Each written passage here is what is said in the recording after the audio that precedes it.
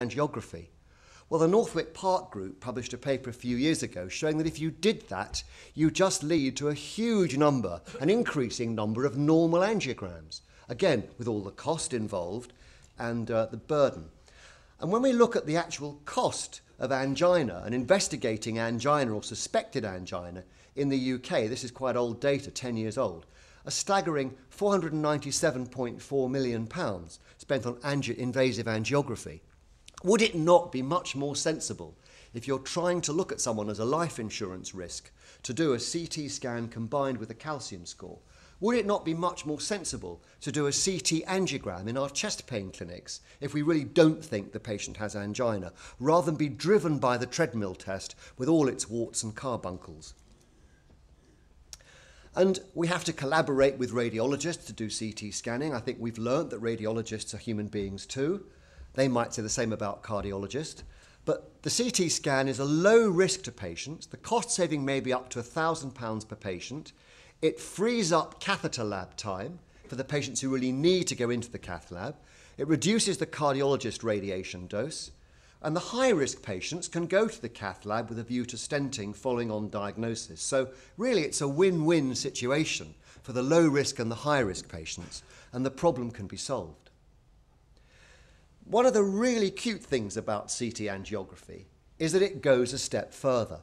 And this statement, which Eugene Brownwell made at one of the meetings many years ago, when we realised what coronary disease was all about, not a passive silting up of arteries, but actually an active inflammatory process, the wall of the bagel is more important than the whole.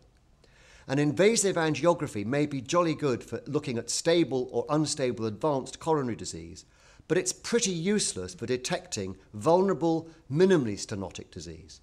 And CT really is the first technique which allows us to evaluate the lumen, or first non-invasive technique, to evaluate the lumen, not only that, but the vessel wall and plaque characterization.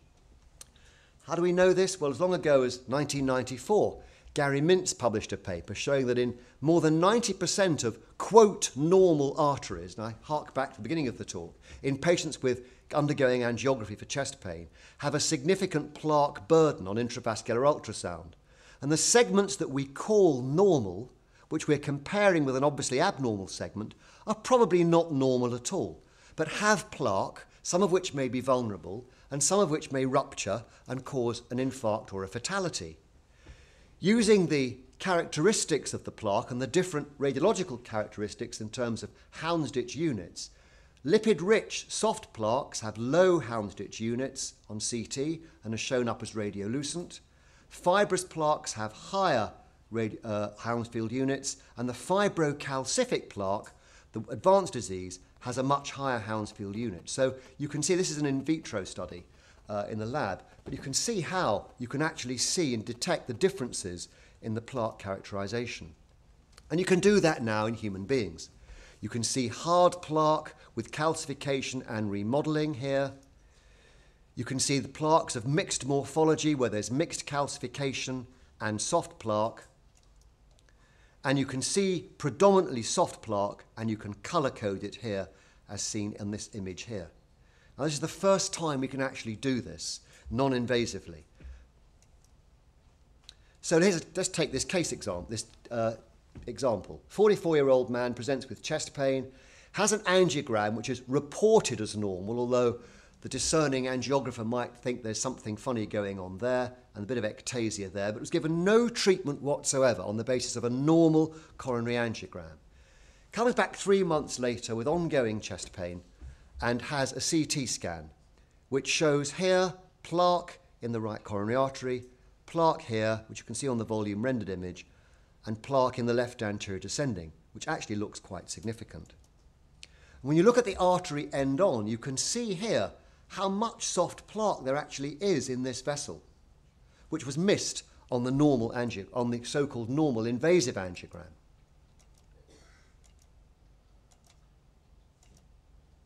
And there. So I've got to get rid of these arrows. So this chap had 3 vessels soft plaque. He actually had a normal perfusion scan, which I was quite surprised about, and was put on medical therapy, ACE inhibitors, statins and aspirin, and will undergo aggressive preventative therapy.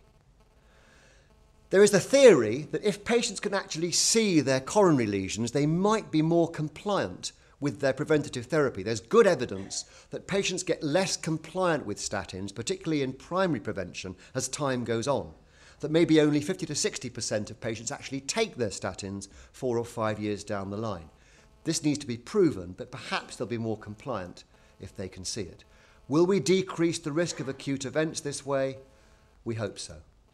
So what about future development? CT allows detection of atheroma earlier than angiography. It allows us to intervene earlier in the course of disease and hopefully improve the outcome.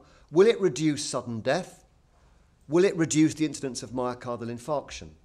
Will it allow us to target prevention for patients with end organ damage? And the final part of my talk is really about sudden coronary death. And despite the fact that we've made huge impact on coronary mortality with prevention and intervention, unheralded sudden coronary death is a huge problem, particularly high rates in males in the 5th or 6th decade. As you know, 40% of acute MI deaths occur before they get to hospital, and most of these patients, by definition, are unidentified as at risk or misclassified by the current stratification criteria.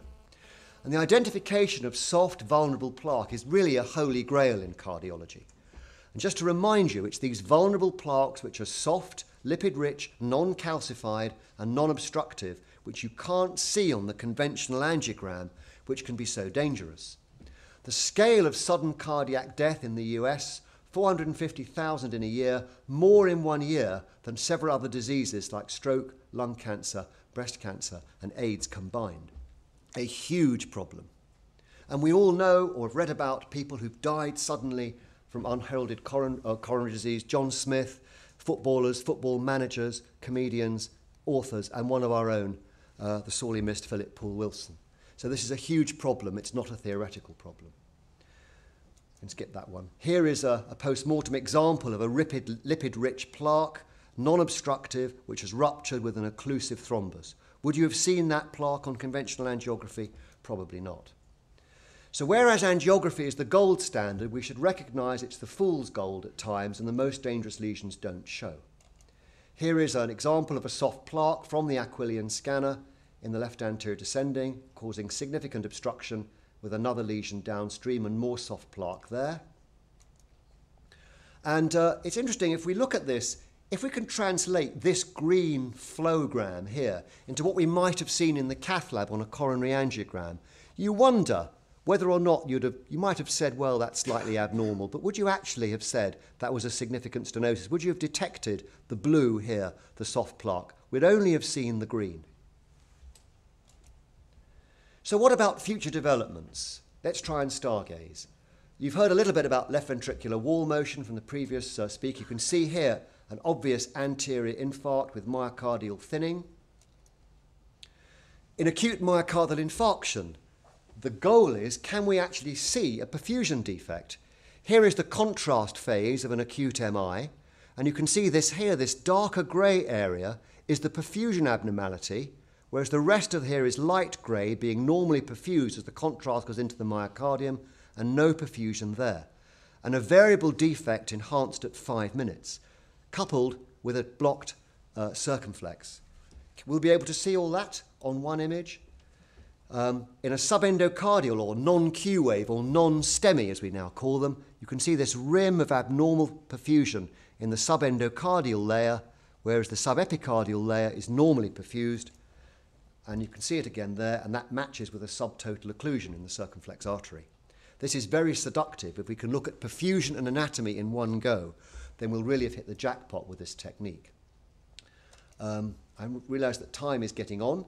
So conclusion, cardiac CT has now moved from a research tool to a clinically useful application. In many cases, it will be the non-invasive investigation of choice. Plaque detection and characterization, I think, is the next big milestone. And as you've heard, high-resolution, low-radiation scanners are the way forward. We have to be careful. The scanner has no brain of its own and will only do what you tell it, and we have to use this intelligently, and I think our use of the technique will evolve with time. So what can we hope for as we go forward? Low radiation dose and high spatial resolution, high-quality non-invasive angios, not limited by calcium, heart rate, as we've heard, all rhythm disorders such as AF. If you can get your pictures in 1 or even maximum 2 heartbeats, you're away. Visualization of soft plaque that we previously couldn't detect even by invasive angiography, major refinement of preventative therapy, and a large step in the prevention of sudden death, possibly in an identified population, although the challenge is great because at the moment we don't know who we should be scanning and how often. But there's a huge research field here, which is totally uncharted territory. Roger Boyle was quoted in one of the newspapers a year or two ago as saying that there should be the end of heart disease. No one under 65 will be a victim. I think most of us would prefer to see the end of Des O'Connor. That's another story. Thank you very much.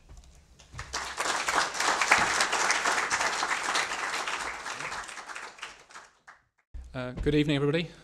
Thank you very much for the invitation, and I'd also like to thank the German national team for removing any residual interest I had in football, at least until the beginning of August. With that introduction, it sounds like you were talking about some of my grandparents who had the latter genotype of being rather short and square and long-lived, so there is hope yet. The field of genetics and coronary disease is an enormous field. I'm an interventional cardiologist, so it's always nice to be asked to come and talk about something a little bit more basic, and I hope I can do it justice in the time given. And I will begin with a background of how we've got to where we are with respect to understanding something of the genetics of coronary disease before ending with some data generated through a study which is derived and organised through the Scanning Centre in collaboration with Professor Samani. We all know that coronary disease is an important cause of death, and particularly in the increased industrialised third world, where numbers and case incidences are increasing. For many years, we've known that coronary disease has tended to run in families, and in a very small percentage of those families, it appears to be attributed to highly penetrant monogenic defects. And in fact, these individuals, and in the background population with a genetic predisposition for having coronary disease, the ones who potentially have the most to gain from preventative strategies, particularly as we're now moving to an era where you can screen people before they develop obstructive coronary disease. This is my only slide of vascular biology. The good news is all of you are full of atheroma. Some of you will have some thrombosis that you don't know about. Ultimately, only the God and the pathologist will be able to tell you at the end. And a lot of what goes on comes down to chance and our interactions between our environment and our genetic predisposition. The underlying pathology of atherosclerosis will manifest in any vascular tree. Obviously, today we're talking about coronary disease, but it's the same whether it's peripheral vascular disease or TIA or stroke. Atherosclerosis, by definition, is a very complex disease. Over time, we've understood more about its biology, whether it's related to generalized disorders, age being one of those, obesity, to lifestyle choices, smoking, poor diet, inactivity and poor exercise, the importance of systemic conditions such as hyperlipidemia or hypertension, local physical factors with respect to changes in blood flow, shear stress, anatomy of the vasculature. There's a lot of work on inflammation being one of the important triggers and the relevance of some of the markers, and how these all interplay is in part determined by your genetic traits and your genetic predisposition, and that's the hub of the matter. For almost 40 years, it's been clear that genes are important, and there's coming up to 40 years now follow-up from the original Swedish twin study, which seemed to show that there was a significant effect of heritability for coronary disease, something like 57% of risk for men and 38% of risk for women from the twin study. The Framingham study, which is of a similar age now, was able to identify for patients who had a parental history of peripheral vascular disease, that in turn would predict an excess risk of coronary disease when adjusted for other factors of something like twofold increase in men and a 70% increase in women. The more contemporary Interheart study showed that even if you adjust for 9 of the common, well-understood risk factors, the odds ratio of a family history of coronary disease still seemed to account for an additional 45% of risk. Now, there are a number of important practical difficulties when you're trying to look at the impact of genetics and coronary disease. It's important to be able to define your cases and controls very carefully. as I stated at the start, you're all full of atheroma, so controls are likely